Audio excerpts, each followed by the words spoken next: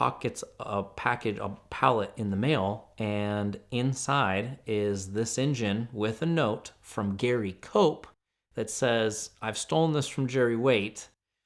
I think this belongs to you. Put it back in the car and let's go break a world record."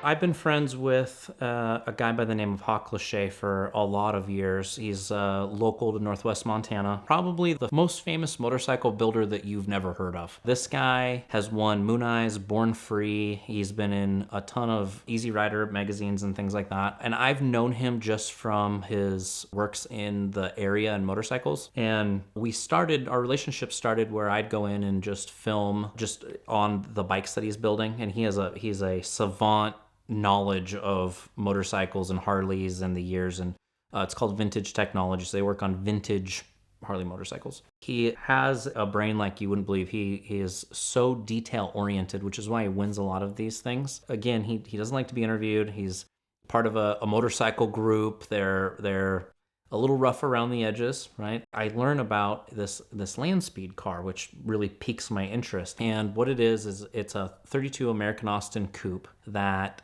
his dad built, and Hawk grew up working on this car. And so he's just had it in the showroom, and it's kind of cool and sleek looking. And when I started diving in on the story, realizing it's something that really needed told, so I've been, for the last year, just documenting this car and this build. So what happened is his dad is Hank Lachey, which is kind of a C.M. Russell style artist. His dad was pretty famous back in the 80s and made a living off of art. He ends up moving to Northwest Montana. He wanted to start a homestead, so he moved kind of the middle of nowhere. He decided he wanted to break a land speed record.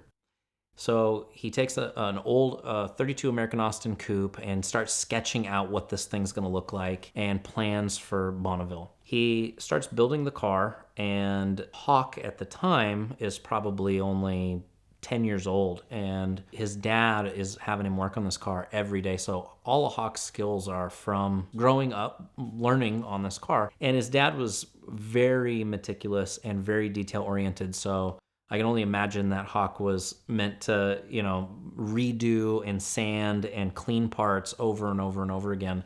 So he has a very intimate relationship with this car. And as I'm diving deeper, I'm realizing that every single homework assignment that Hawk has is over this car. He's sketching it all the time. He's building models of it. It's really starting to plant the seed for an obsession later. Well, his dad builds the car. They go to Bonneville, and it's got an inline 6 Jemmy motor that, he soups up, and they run it at Bonneville. And he wants to go faster. So he needs more resources in performance. And at the time, right, especially when dealing with pre-V8 and inline stuff, inline engines are probably make some of the most power and torque curve that kind of go up together. And so it's a really cool combination to be able to soup these things up, especially these older engines. You can squeeze a lot of torque out of them. He ends up meeting a guy by the name of Gary Cope.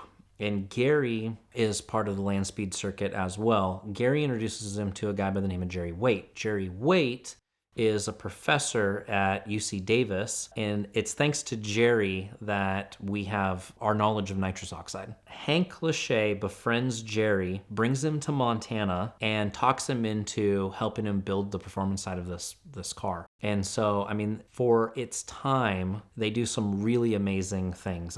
He hand builds the rockers and, roller rockers and a lot of really cool weight reduction things and stuff. They end up setting the world record speed for that class of vintage car. Sets the record. So this is the world's fastest 235 inline 6, right? And little does anyone know that Hank has a heart condition. And Hank's a motorcycle guy, motorcycle rider, pretty rough around the edges. And his last kind of hurrah, he tells the family goodbye, hops on his motorcycle, and drives away into the sunset.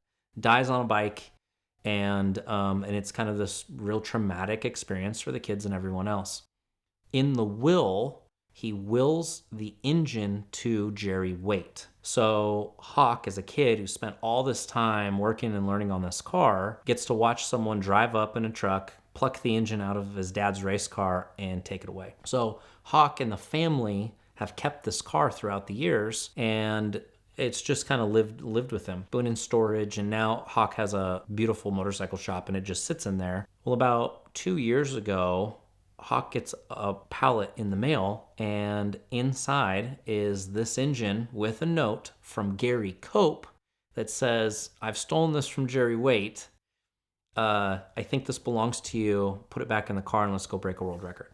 So, and it still has the t-shirt that he used that he ripped up to like plug the intake manifold. Like, it's still exactly as he left it when he was a 13-year-old kid. So Hawk, it becomes an obsession, and he pretty much quits everything else that he's doing and dedicates a year of his life to getting this back up to spec, back up race ready to take this to Bonneville. I jump in and I'm there every day filming. I mean, I've got a year of content of filming this thing and watching it evolve and taking over his dad's obsession of this car. What's really cool is the number that his dad was a sign maker and again, artist. And there are people offering money for like the doors off this thing because it's some original art. The car number is 117. The other thing that his dad did is create an entire ecosystem around the car. So he named the team the Salt Circus, and then he named the car the Salt Shadow. And he has sketches. He has a notebook of like what the logo would look like, and the hats and the t-shirts, and just a whole brand around this car. And at the time in the 90s, I've heard from several people that he is the reason that we have Bonneville racing today. He really breathed life back into land speed stuff. We pulled the graphics and actually remade t-shirts. We remade the hats and kind of brought this branding back to life. We call the SCTA, Southern California Timing Association, and ask to see if we could get that number 117. The lady that answers the phone, her name's Joanne. She's got to be in her 70s, answers the phone, and as Hawk's describing what he's doing and his dad, she says, "Is this little Hawk?" She remembers she was there for the world record and remembered Hawk.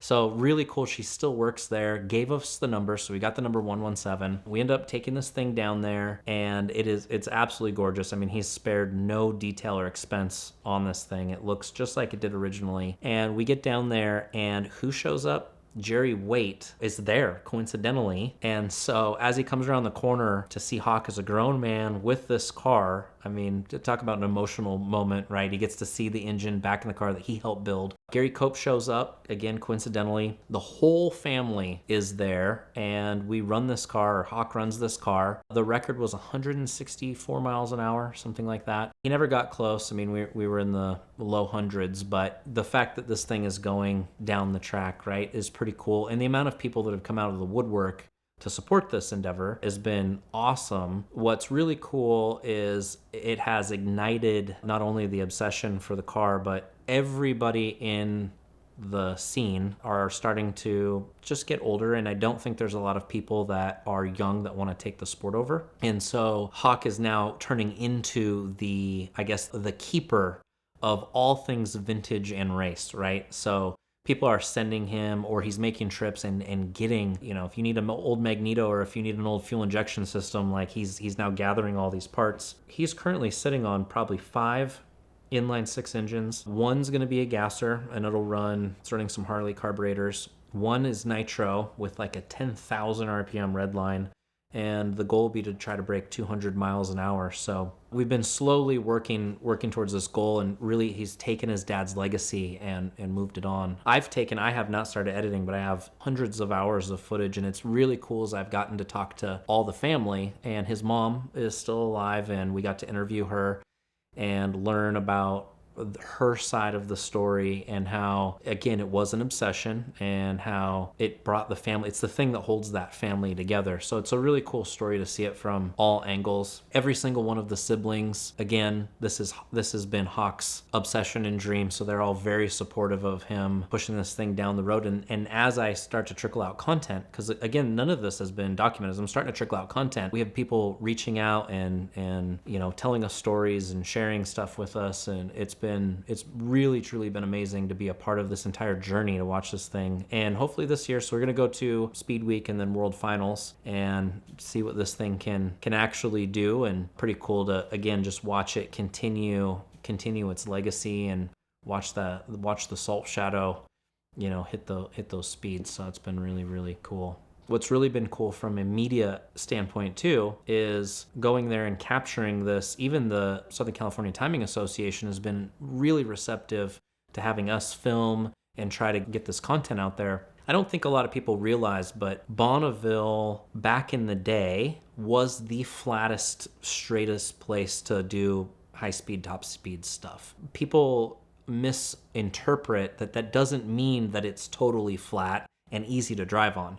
And you hear people today say, well, I can do 120 in my car. I just bought a Charger or Challenger. I can do 150 miles an hour. And yes, our highways and our freeways are flat and straight and good and have traction. Again, you don't realize that the salt is slippery. It's not a grippy surface. So not only are you trying to go fast on a not totally smooth surface, you're trying to keep it on the blue line and without sliding out. And you know, while we were down there, we watched a crash, and we also watched a car, you know, completely 360, almost 360 itself. And then we watched a Mazda truck actually almost go completely sideways. If it wasn't for the parachute, he probably would have spun out at 200 miles an hour. Because one of the dangers is that speed, if they have too much power and give it gas, it's so slippery.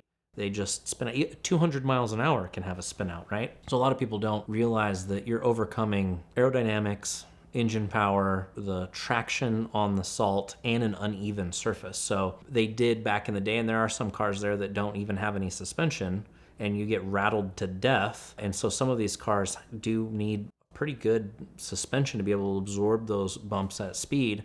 And a way to do that is just add a bunch of weight to the car. So they add a ton of weight to the car and a little bit of suspension travel and try to keep it planted. Even today, with modern aerodynamics, we're still learning all kinds of things that change in aerodynamics. And I think there's a lot of people who go down there with, you know, maybe a simulation of what they think is going to happen and don't realize that even the salt surface creates enough turbulent air that their simulation wasn't accurate enough, right? It's a pretty cool thing to watch these things hit those speeds. We watched I think it's a 52 GMC with stock factory suspension and a roll cage and the original engine, except he had changed heads. So I mean, the original block, different heads, roller cam, the whole works, and a supercharger do 168 miles an hour.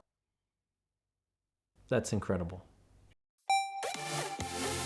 Autotempest.com just got even better. We've always loved Autotempest because they compile all the results from all the major listing sites into one place with one search. But now they've just added their search by description option, which means that you can just put in a string of text of what car, what miles, whatever you want, and they go to all the sites and give you the results so quickly and so powerfully so you can see the entire market with more advanced precision than ever before. Of course, if you still want to use the traditional drop-down menus of year, make, model, trim, price, miles, all the things, they allow you to do that, but this makes it so much faster and so much easier to find exactly the car that you're looking for from whatever deep dark corner of the internet it might be trying to hide in. And so check out Auto Tempest now at the link in the description below or with the QR code on your screen to thank them for their support of VINwiki and find your next car on Auto Tempest.